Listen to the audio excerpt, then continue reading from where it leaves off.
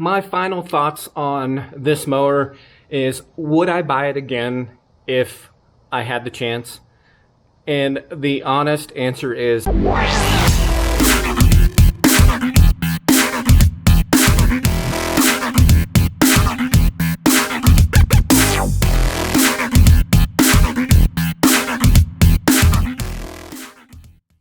what's up guys? Quentin Lawn Care Ninja here. In today's video, I'm going to be doing a review of the Exmark Commercial 30X series. I've had this mower for 2 or 3 weeks now, so I have some, what I feel is kind of like good insight if this is something that you're looking to purchase, you know, for smaller yards or, you know, to be able to get through gates. I did have to buy this one because the Toro TurfMaster that I had ended up having to have the transmission replaced. And it was gone for about 2 weeks, so I needed something to take its place. And I went to my local dealer and bought this one for about $2,400. So it's definitely not cheap, you know, but it's not that expensive. You know, it's definitely a great mower to have. There are a few issues that I do have with it. And, you know, we're going to go over those in this video, and we're also going to be seeing me cut my front yard with it and, you know, just kind of seeing how it cuts and stuff. So yeah, if you guys are new to the channel, I appreciate you watching. Don't forget to hit that like button if you enjoyed this video, and don't forget to subscribe. It really helps me out and gives me motivation to keep making videos like this. So, all right, let's get into the first review of a lawnmower I've done. Right off the bat, one thing I love about this, and just all Exmark mowers in general, I just love the way that they cut. That's why, you know, I really love my 60-inch Exmark Turf Tracer. I just love the way the 60-inch has been cutting for me, and I wanted to, you know, continue that great Exmark cut that I've seemed to notice on, you know, using these mowers. All right guys, so first right here we have obviously the gas tank. It's 1 US gallon. So for me, this lasts about a little over 1 day, as long as it's full in the morning. And, you know, I can do anywhere between 18 and 22 yards a day. I use this almost exclusively for backyards. That's about probably what you're gonna be able to get out of it yourself. So right down here we have the fuel on off switch.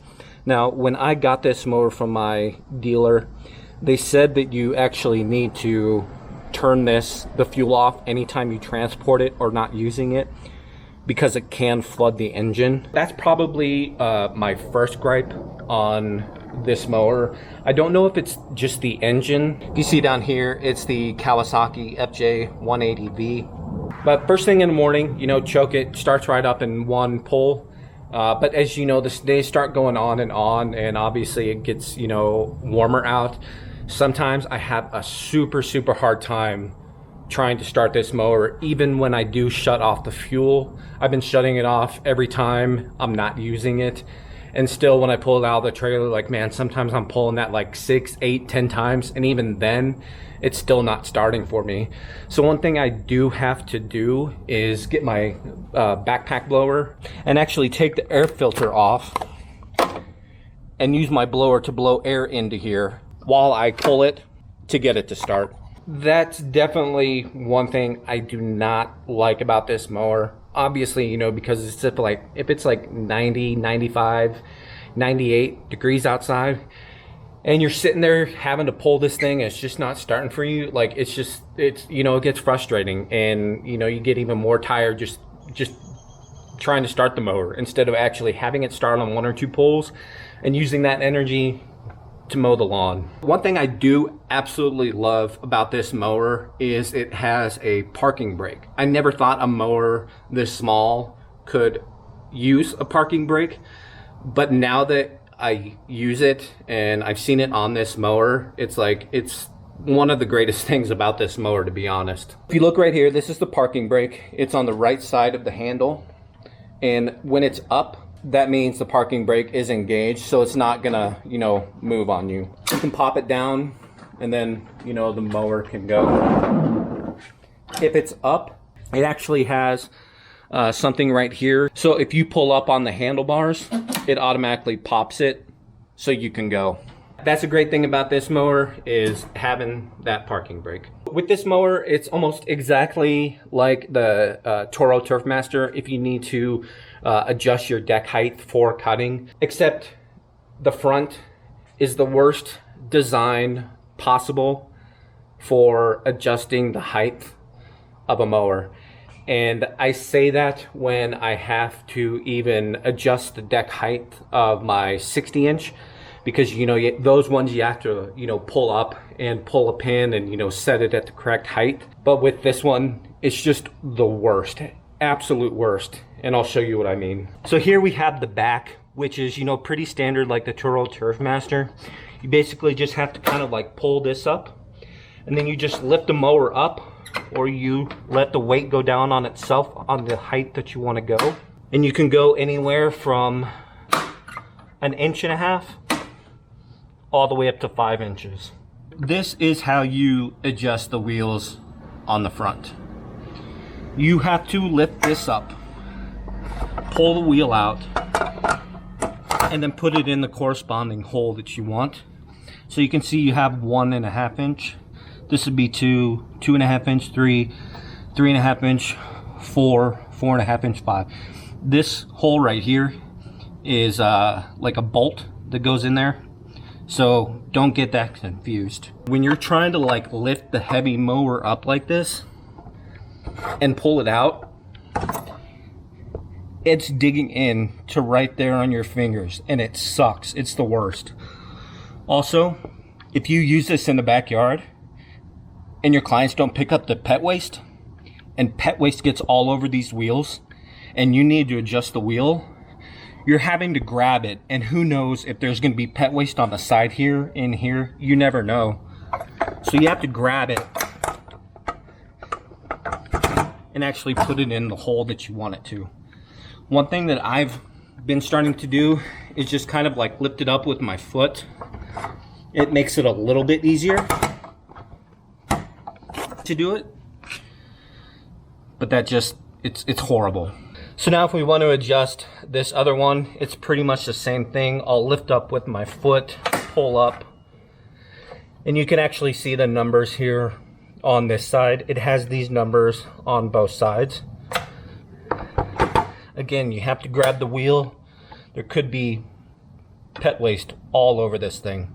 It's horrible. One thing I'm thinking about doing is actually drilling a hole through here and putting like a little clip and possibly attach like a carabiner onto that, so I can easily pull it up without having to have this dig into my fingers.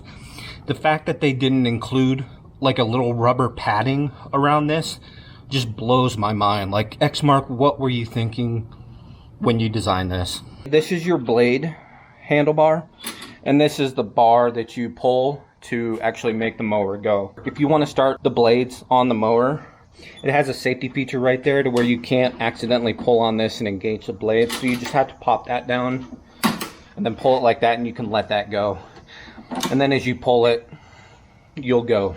Once you let this go, it automatically pops back there and it's safe and secure. Another thing that I've noticed, and I don't know again if it's the engine or not, but when I start this up and I engage the blade, the engine like cuts down like a lot.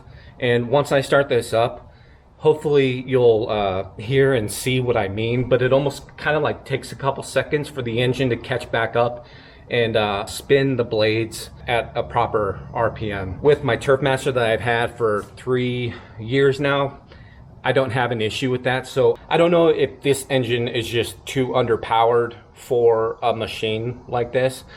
But once you get going and you're actually cutting, it actually, the engine, stays up to RPM. Obviously, if you get into, heavy, thick, wet grass, any mower is going to struggle through it. But once the blades get up and the RPM gets up, like, I don't have any issues with it. It's only when I'm trying to start the blades that the engine kind of powers down, and then it takes a second for it to go back up. Another thing about this mower, I'm just going to show you the bagging system and the side discharge, as well as this thing right here. This is actually something that you can put in the chute of the mower to prevent grass from coming out and just have it side discharge the whole time. This is the side discharge. Sometimes it can be kind of a pain to lift this up. I was actually also thinking about putting a carabiner on this as well, so I don't have to necessarily bend over so much to pull this up.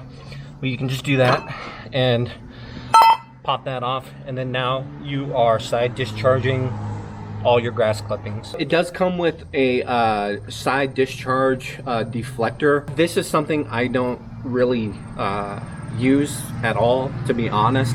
With all of my yards, except for maybe a couple, I do discharge out of the side, unless I'm coming up to areas where there might be, you know, like real nice mulch beds or rock beds, flower beds, you know, stuff like that.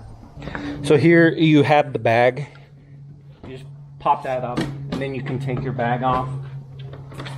If you do not put this piece in and you close this off and you're side discharging, grass will fill up all in here. So what you can do is just pop that in there. And that way no grass will get in there, and you can easily mulch all the clippings if you need to, or have it discharge out the side. One thing that I do is I actually also discharge out this back here, and I do that by having a bungee cord wrapped around and then just hooking it up like this, so it keeps that back area open a little bit, and it's able to discharge. It hits this and kind of goes out onto the sides of the mower. This is what I'll do if I have this side plate on. I'll discharge out the back, so that way I'm not tossing clippings into mulch and rock beds. I'm gonna start this up, engage the blade, and try and listen to the engine actually power down when I engage that blade, and then we're gonna mow my front yard.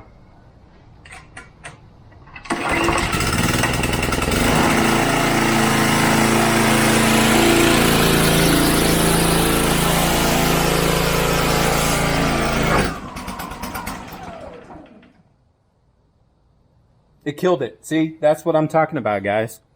Like, I know the engine's cold, but that just like totally like killed my engine.